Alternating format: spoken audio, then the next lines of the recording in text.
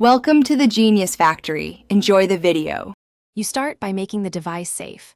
Power off, unplug, and remove any battery so there is zero live current. Ground yourself with an ESD strap and work on a non-conductive mat to prevent static damage. Next, remove the visible screws and carefully open the housing. Use a plastic pry to avoid scratching. Once you see the dock connector, identify whether it's a board-mounted port or cable-attached plug. This determines the first physical separation step you'll perform now. Once done with the housing, focus on the connector type and fasteners so you don't force anything. If it uses a ribbon cable, flip the locking latch and pull the ribbon straight out. Do not twist, because that bends contacts. If the port is mounted to a board, remove the small securing screws and check for solder points. Only desolder if replacement requires it. Use a spudger to release retention clips gently, and keep each screw in a labeled tray, so reassembly matches the original orientation.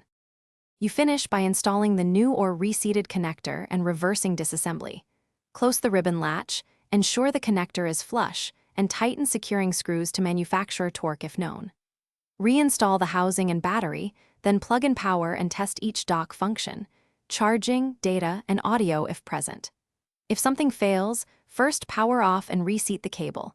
Next, inspect pins under magnification for bending or debris, and use a multimeter to check continuity.